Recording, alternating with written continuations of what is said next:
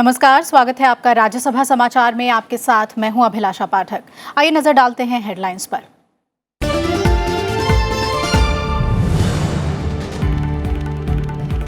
राज्यसभा से राष्ट्रीय आयुर्विज्ञान आयोग विधेयक संशोधन के साथ पारित। केंद्रीय स्वास्थ्य मंत्री डॉक्टर हर्षवर्धन ने दिया चर्चा का जवाब। कहा, चिकित्सा क्षेत्र में भ्रष्टाचार पर रोक लगाने और एक समान मेडिकल शिक्षा लागू करने में मिलेगी मदद।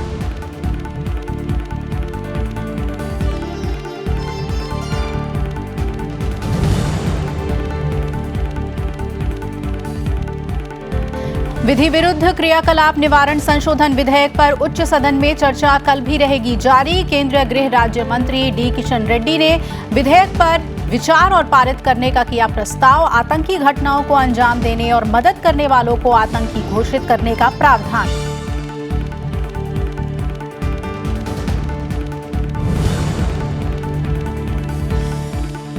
राज्यसभा में शून्यकाल के दौरान उठाए गए जनहित से जुड़े अहम मुद्दे। शिवसेना सांसद संजय राउत ने उठाया ट्रेन 18 के बंद पड़े प्रोडक्शन का मुद्दा। सभापति ने सदस्यों को संसदीय परंपराओं और नियमों के पालन की दी सलाह।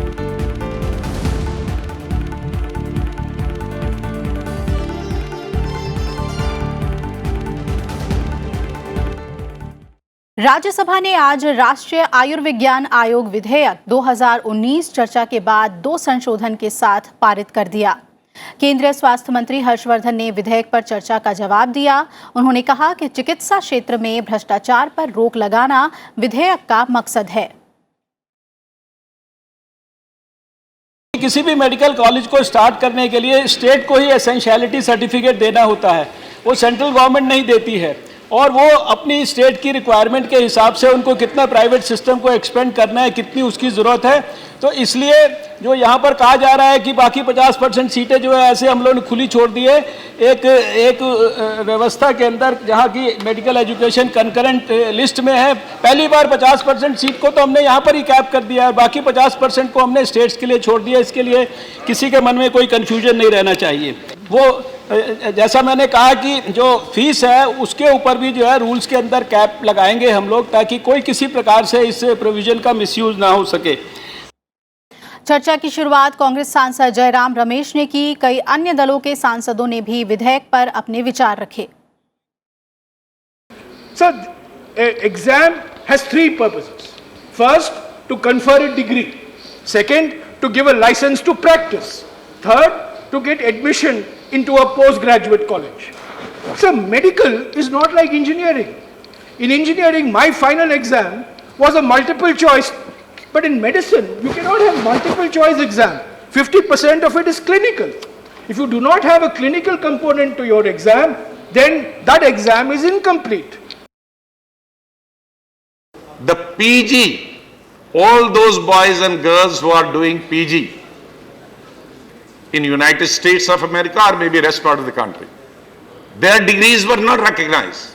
So we recognize the degrees of 5 English-speaking countries, that is UK, USA, and 3 some other English-speaking countries.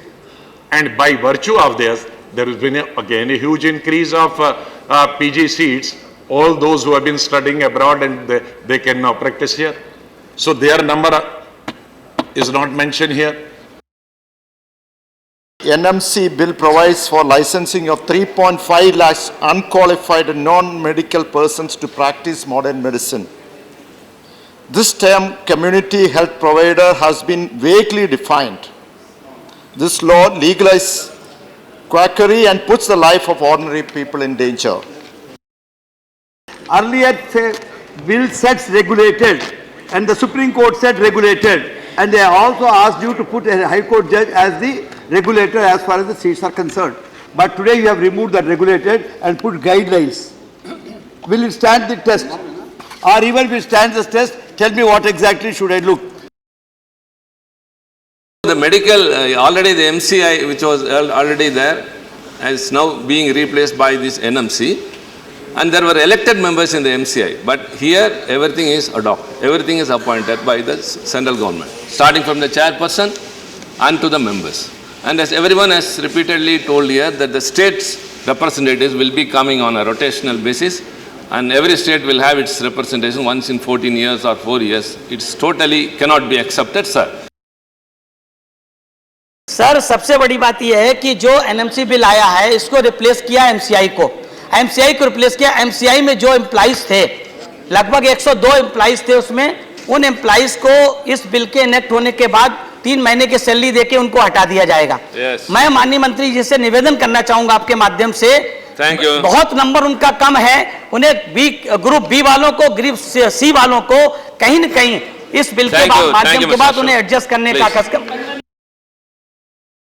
100% seats of all private medical colleges which be for sale. Can you believe after this that rural meritorious student of a remote district of the country can even dream of becoming a doctor because of this National Medical Commission bill? My humble question before you, sir.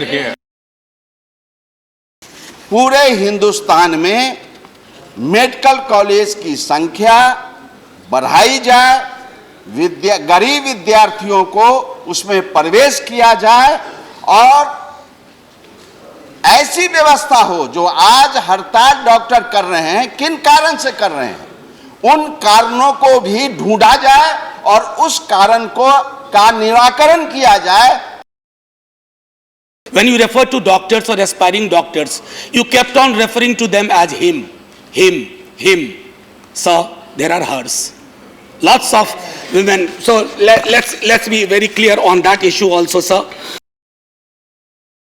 इस bill के पास होने पर अब MBBS के बाद practice के लिए exit exam की टेस्ट देनी पड़ेगी। अभी नेशनल एग्जिट टेस्ट जो है वो सिर्फ फॉरेन स्टूडेंट देते हैं।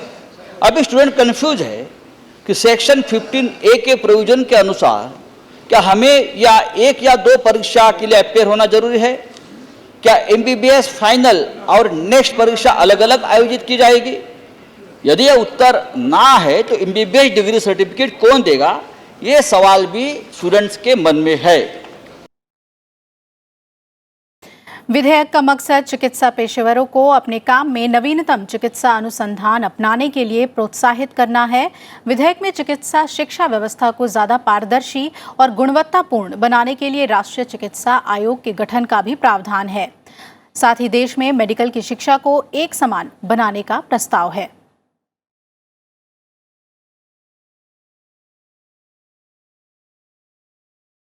राज्यसभा में आज विधि विरुद्ध क्रियाकलाप निवारण संशोधन विधेयक 2019 पर चर्चा हुई। विधेयक में प्रावधान किया गया है कि सरकार उस व्यक्ति को भी आतंकवादी घोषित कर पाएगी जिसका किसी आतंकवादी घटना को अंजाम देने या आतंकवाद को बढ़ावा देने या आतंकवाद से किसी भी तरह से वो व्यक्ति संबंधित हो। विधेयक को लोकसभा से मंजूरी मिल चुकी है। खेलो इंडिया से अब सरकार का मनसा अभी बेचो इंडिया हो गया। कैसे? Railway privatisation in the name of PPP model. 400 stations have been, railway stations have been targeted to be auctioned. Those are in the pipelines. The budget does not raise much hopes to the vast armies of our unemployed youth in this country. The only amendment that you have brought under section 25 is that you can actually now confiscate the property through the approval of the Director General. Fine, we have no problems with that because that power is already with you. Our problem is that this open-ended declaration of a private person as a terrorist is just meaningless. It is unconstitutional. It will be struck down and it will come back to you and then you will have it and have to send it to a standing committee or a select committee. SSP accepted my logic and withdraw all the notices under section 216। तो ये स्थिति है जब डर तो लगेगा ही और डर लगेगा, इसलिए आपको जब कानून बनाए तो उसमें कोई एम्बिग्युइटी नहीं रहनी चाहिए। जल्द से जल्द आतंकवाद की कार्रवाई का प्रतिनिधित्व करने वाली संपत्तियों को जब्त करना एक आवश्यक कदम हो जाता है। कानून में संशोधन डीजीएनआई को ऐसी संपत्ति को जब्त करने का अधिकार देता है। इसमें क्या गलत है? क्या डीजीएनआई को नहीं होना चाहिए अधिकार? क्या आतंकवादियों को छूट देना चाहिए? क्या भारत को लहूलुहान करिए? इसलिए कठोर कानून आतंकवाद के लिए है और आतंकवाद भारत की सबसे बड़ी समस्या है और इस समस्या को हटाने के लिए अगर यह बिल आया है तो इस बिल का तहे दिल से हम सभी को समर्थन करना चाहिए। राज्यसभा में शून्यकाल के दौरान आज सदस्यों ने जनहित से जुड़े अहम मुद्दे उठाए। शिवसेना के संजय राउत ने ट्रेन 18 के बंद पड़े प्रोडक्शन को फिर से शुरू करने का सवाल उठाया। इसके अलावा बीजेपी के हरनाथ सिंह यादव ने सिविल सेवा में हिंदी भाषा में आने वाले प्रश्न पत्र को सरल बनाने की मांग की। ये जो ट्रेन 18 है, ये मेक इन इंडिया का सबसे सफल प्रयोग है।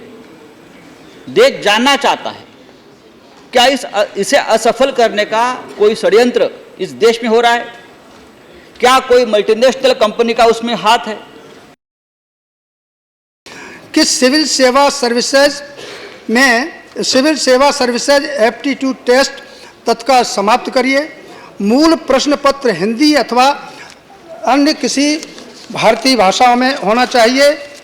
और तीसरा मान्यवर और जिनका अनुवाद अंग्रेजी भाषा में होना चाहिए। समाप्त। कि अगर SC, ST, OBC और अब EWS अगर वो मेरिट लिस्ट में अनरिजर्व्ड के आता है तो वो अनरिजर्व्ड में ट्रीट होगा और वो बाकी बची सीटें वो डिफरेंट कैटेगरीज में जाएंगी। सर, दिल्ली विश्वविद्यालय के विभिन्न विभागों में इसका सरेआम उल्लंघन हो रहा है। एक पार्लियामेंट्री कमेटी या कोई ऑफिसर्स का डेलीगेशन पंजाब में भेजा जाए उनकी सफरिंग के लिए, लोगों को कि ये स्मार्ट सिटी प्रोजेक्ट तेजी से चले और लोगों को सुविधा मिले जो केंद्र सरकार चाहती है। Government has to introspect and take adequate measures so that the confidence of the corporates and the investors are regained. These legal aid services are there, but the needy people are not getting it. Government has to look into that and increase the honorarium and empanel the competent lawyers. सभापति M Venkaiah Naidu ने आज राज्यसभा में सांसदों से संसदीय परंपराओं और नियमों के पालन करने की सलाह दी। उन्होंने कहा कि अगले सत्र में इसका नियम से पालन किया जाना चाहिए। Members, I just would like to again remind, because we are in the middle of the session, I am not stopping. But next session onwards, nobody will be allowed to read 0-hour submission. They can refer. They can refer, but they cannot read. But whereas in the special mention, they cannot speak. They have to read. This distinction has to be understood and it has to be maintained by one and all.